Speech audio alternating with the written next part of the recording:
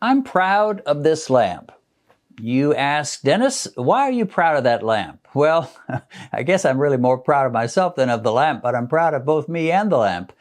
It wasn't long ago when this lamp showed signs of its age. It just wasn't working. This is a three-way lamp, and it's supposed to bring about low light, medium light, and high light. And the low light was still working, but the medium wasn't working at all. The high light was giving up. It had gone from a three-way to a one-way, and I wasn't sure if even that would last. At first, I thought it was the bulb, and so I went out and got a new three-way bulb, and that didn't help at all. And I realized it was not the bulb, it was the socket, it was the lamp itself. And not being the mechanical type, my dad was the mechanic, but I never somehow inherited too much of his mechanical genes. So my first thought was toss it and buy another lamp from Amazon. But when I went to look at three-way lamps from Amazon, they either seemed too cheap or too expensive. And that got me to thinking, you know, there's probably a way to fix this. And if there is, then I should be able to find it on YouTube. And so sure enough, I went to a couple of YouTube videos. I watched a couple of guys show me how you replace the socket inside the lamp to where with a new one, and I ordered a couple of new sockets. You couldn't order one. Amazon will always force you to order two if it's something small. So I got two for about $6. And I went and watched those videos a second time, and then I went to work. It turned out that this particular lamp wasn't like the two that they showed me. They had two different styles, and this was a third style still. So I had to do a little quick repair with a little bit of creativity, and I had to just snip the end of it and strip the wire a little bit and then hook it into the screws. But lo and behold, when I went to turn it on after I was done, bam, there comes low light, and there's medium light, and there's the high light. So lo and behold, the lamp worked beautifully. And it made me feel good to know that I had fixed something that was really headed for the garbage bin. I had been able to redeem something that was about to be thrown out. And I thought about diabetes. Of course, my mind is always thinking that way. I guess that's what you get for being A, analytical, and B, having a YouTube channel that's all about diabetes. And I thought, you know, that's kind of how we are. A lot of times when we first find out we have diabetes, we think we're headed for the garbage bin. We think we're headed for the dump. And wouldn't it be marvelous if you could fix diabetes? Well, you can't order a kit from Amazon, that's for sure. But I'm convinced you can fix diabetes by God's help and grace and a little wisdom. And that's why I call my YouTube channel Beat Diabetes. I could just as easily have said fix diabetes. And I know there's a lot of folks that would really take exception to that idea of fixing your diabetes. But if you'll hang in there with me, we're going to go to the studio and I'm going to talk a little more about why I'm so convinced you, sir, you, ma'am, can fix your diabetes with the help of God and a little wisdom. So here is the million-dollar question. Is diabetes fixable or reversible or healable? Or to put it another way, can you send diabetes away, never to return to your door again? There are some major reasons to answer yes to that question.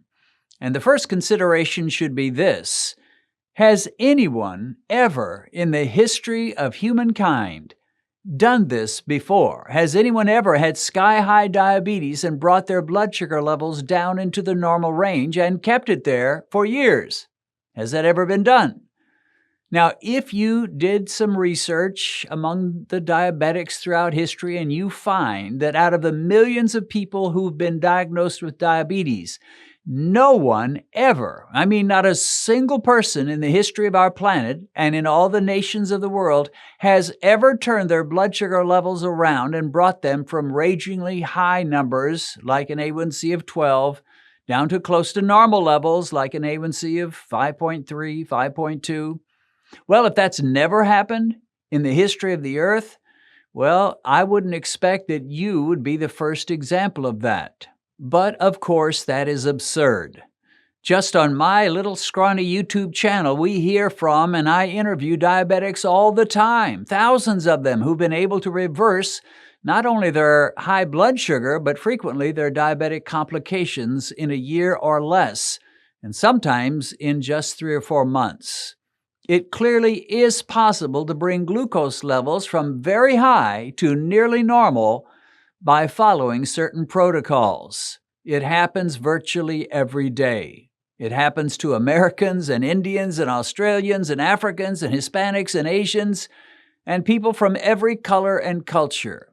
This happens so often and so consistently that to deny that diabetes can be fixed is like maintaining the earth is flat or that the moon is made up of green cheese. If you acknowledge that, yeah, some people can see victory over diabetes, there's just one other question to be answered. Are these people exceptions, unusual cases whose experience is somewhat freakish and their victory something that would not hold true for most diabetics? Are these ones that get their numbers down simply members of the lucky few? Let's look at one of the biggest objections to the victories we see in low-carb circles. I've heard this objection again and again, and it goes like this. Oh yeah, sure, you can bring your glucose levels down by refusing to eat carbs, but that's not a real victory. It's not beating diabetes. That's simply a workaround. You're not doing away with your diabetes. You're merely avoiding it or circumventing it. You have nothing to brag about because you know that if you go back to eating mac and cheese dinners and chocolate cake and potato chips and big fat muffins, your blood sugar will come rushing right back at you at sky-high levels. Until you can eat normally, you're still a diabetic. Now, I've always thought that to be a very dumb argument because it assumes that the normal diet is a healthy diet, which of course it is not.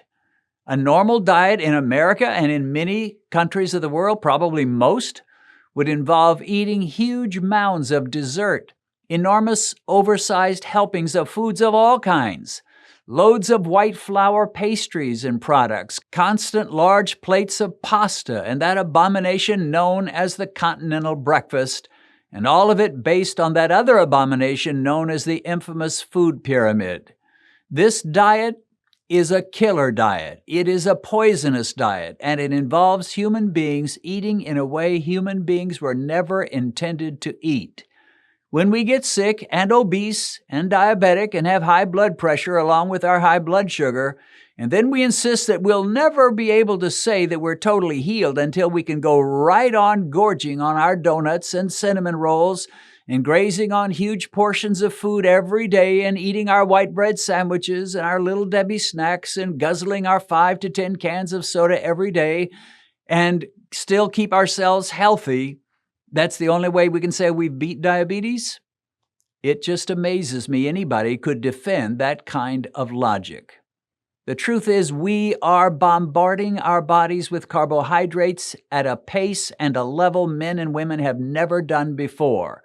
We're literally drowning in an ocean of carbs.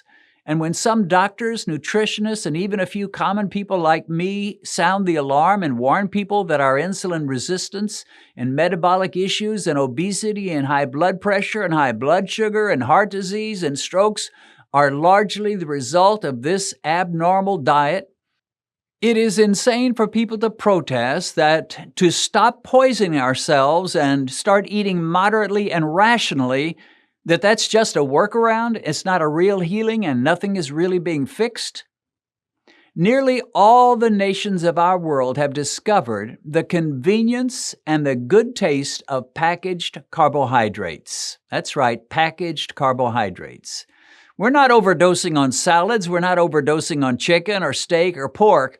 We're not overdosing on cucumbers or spinach or broccoli or cheese. We are overdosing on carbohydrates. We're drowning in packages of breakfast cereal and snack cakes and pies and chips and pretzels and candy bars and bottles of soda and fruit juice. We are ingesting self-administered poison day after day and year after year until at last our bodies throw up the white flag. Our blood pressure goes up, our blood sugar goes up, our triglycerides go up, our arteries become blocked, our kidneys start to fail, our liver becomes twice its normal size, our vision fails us, and we walk lockstep with our friends and neighbors into the land of misery, diabetes, and premature death. Getting back to the original question, can this condition be fixed, and if so, how? The answer becomes patently obvious. Just stop poisoning yourself, and it stands to reason that you should see significant improvement. You have stuffed yourself with so many excess carbohydrates. Your body has become carbohydrate intolerant. It has announced it wants nothing to do with most carbs as of now. And the smartest thing you can do is listen to your body and cool it with the carbs. And for a time, that means not only candy and cake and pastries, it also means bread and grains and pasta and breakfast cereal and rice and potatoes. You brought yourself into such a condition that your body wants a rest, a cessation of most carbs.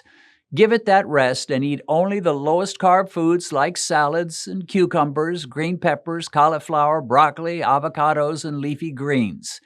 Stop being so afraid of saturated fat and start being afraid of the real enemy, which are carbs and sugars. Quit thinking that in order to beat diabetes, you have to stuff yourself with carbs and more carbs, and eventually everything is going to turn out fine. If I just eat enough rice, if I just eat enough potatoes, I'll eventually be fine. If you're allergic to peanuts, the answer is not to go to the store and buy peanuts by the barrel and stuff yourself with them day after day. The answer is to cool it on those peanuts. Maybe one day you will be able to eat a few peanuts, but you'll probably never be able to eat them the way you would like to. And if you have to pass on that occasional bag of peanuts, well, don't waste your time crying over your sacrifice.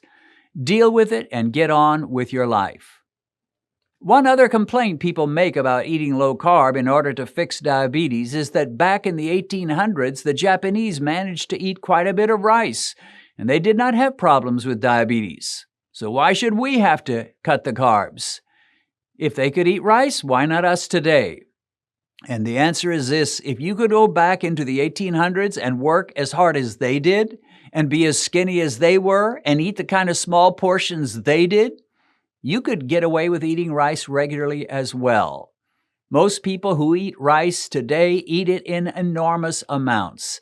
If they had to live on a fistful of rice that the Japanese men or women lived on in 1825, they would consider those starvation rations. Plus, those Japanese rarely ate anything sweet, they never drank sodas, they never ate chips, and they ate no packaged carbs. When we enter a grocery store today, we are immediately surrounded by package after package after package of processed carbs. They call out to us, "Enjoy me, taste me, I'll make you happy, I'll comfort you, I'll make your wildest dreams come true." And when we succumb to that siren song, our destruction, sickness, and health miseries are only a matter of time away. But the good news is, like my lamp, we can fix ourselves by the grace of God. We can stop overdosing on carbohydrates and start eating normally. You know, the way people are supposed to be eating. We can employ time-restricted eating and eat 2 meals per day within a 6-hour window with no snacking in between our meals. And we can start with a light exercise plan. With my lamp, I could have thrown it out and bought another, and I was tempted to, but now I'm glad I fixed it. With our bodies, well, there are no spares you can buy from Amazon or anywhere else. Even our world's richest billionaires like Elon Musk, Jeff Bezos, and Bill Gates cannot afford even one spare body to double their lifespan or get a do-over at the end of their days.